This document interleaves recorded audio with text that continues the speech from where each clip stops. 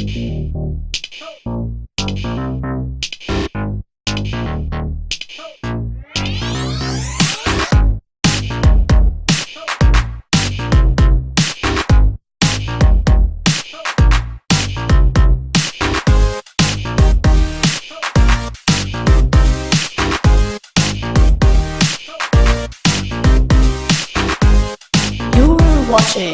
Mountain Computers.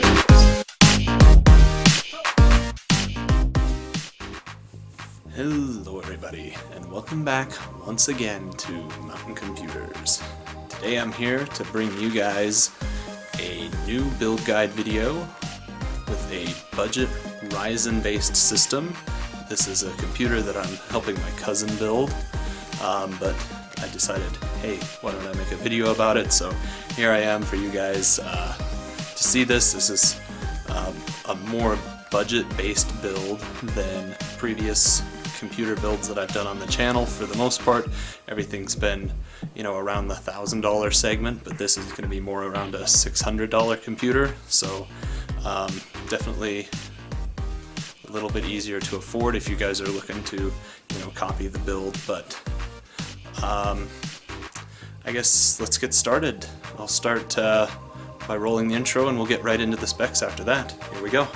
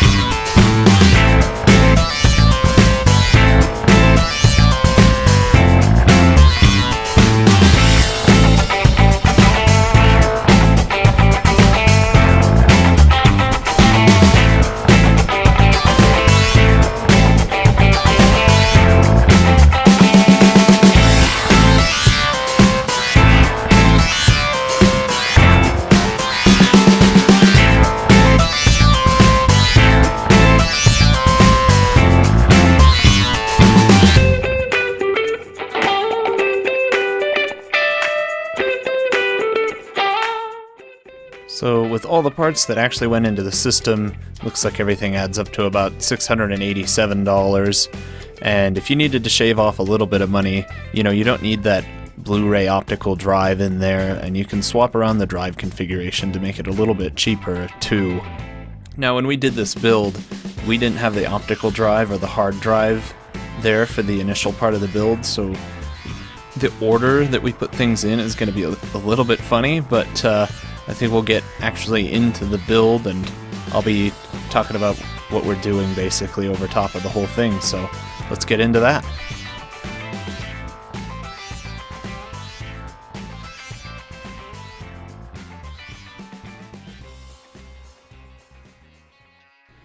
Start by taking your motherboard out of its box, and then setting the motherboard on top of said box.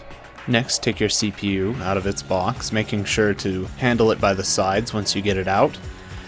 Then, align the golden triangle in the corner of your CPU with the white dot in the corner of your socket. Lift the retention arm of the socket up. Set the CPU down into place, making sure not to push the CPU down to avoid bending any pins. And then lower the retention arm back into place, and voila, you have installed your CPU.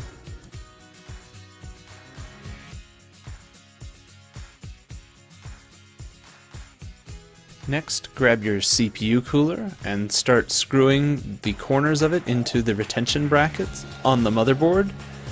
Make sure that you screw these screws in stages rather than screwing one down all at once.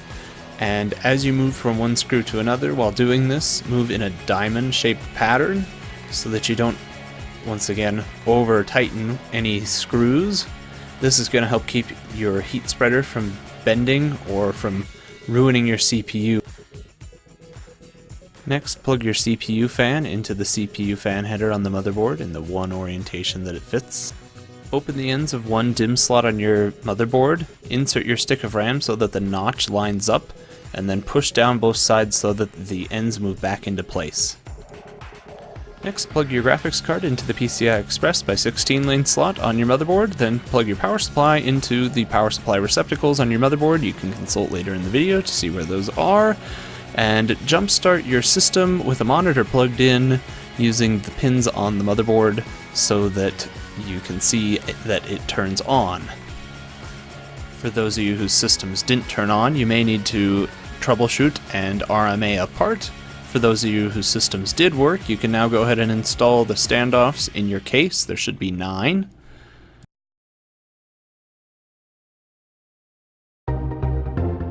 Now drop your motherboard into the case so that the holes in it line up with the standoffs you just put in.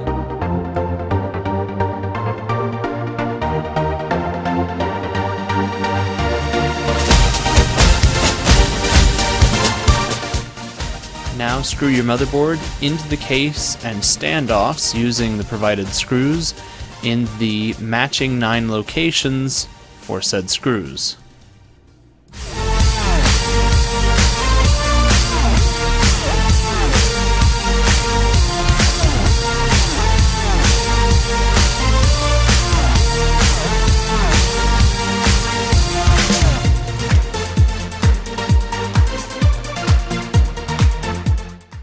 Now consult your manual to plug in the front panel I/O, minding the polarity on the LED components.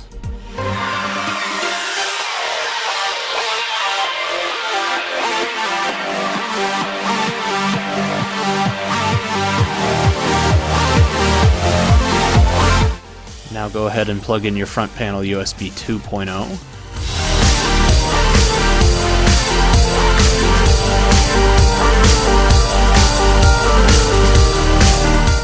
Then the front panel USB 3.0.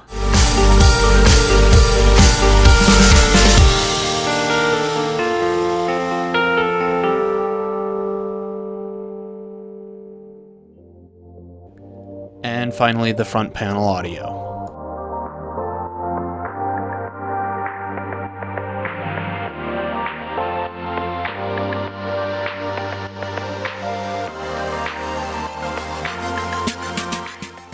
Now shove all of the cables from your power supply from the left side of the case through to the right, and then set your power supply into the case, fan side down.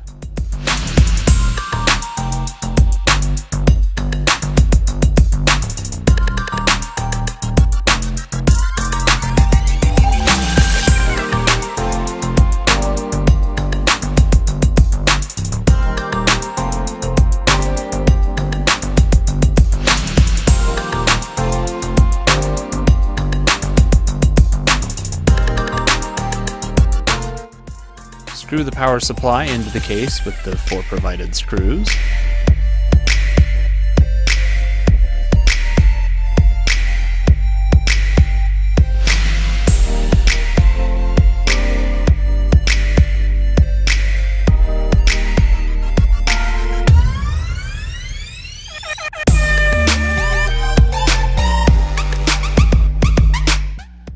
Now feed the CPU and motherboard power cables through the cable management holes to the right of the motherboard and plug them into their respective locations.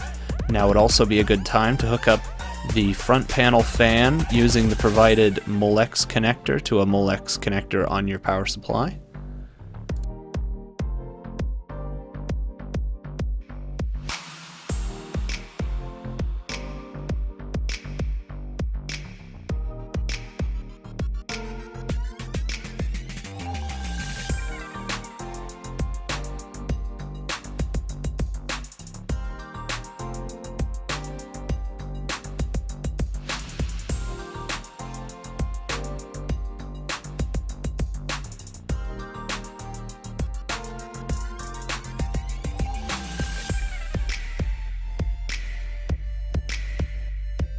Now grab your SSD and hard drive and screw them into place with the provided mounting hardware for your case.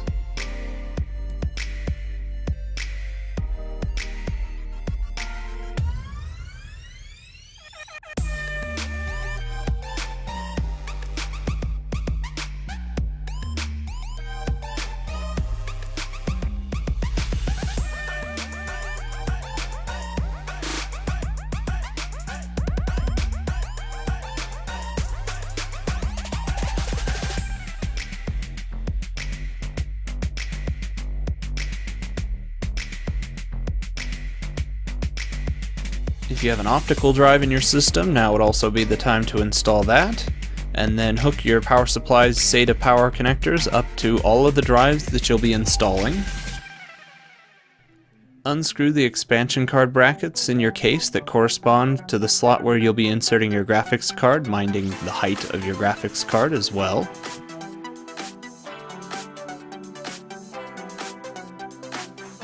Now insert your graphics card into the PCI Express by 16 lane slot, minding that the back plane slides into place correctly.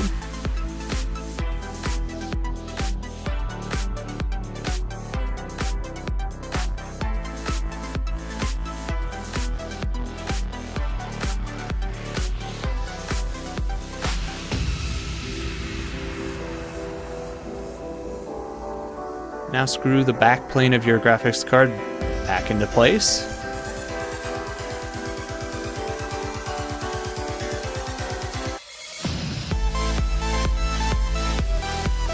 Now connect all of your drives to your motherboard with SATA data cables.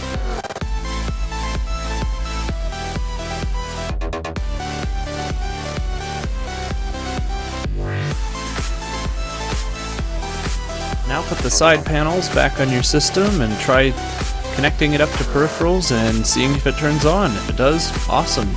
Welcome to your new computer.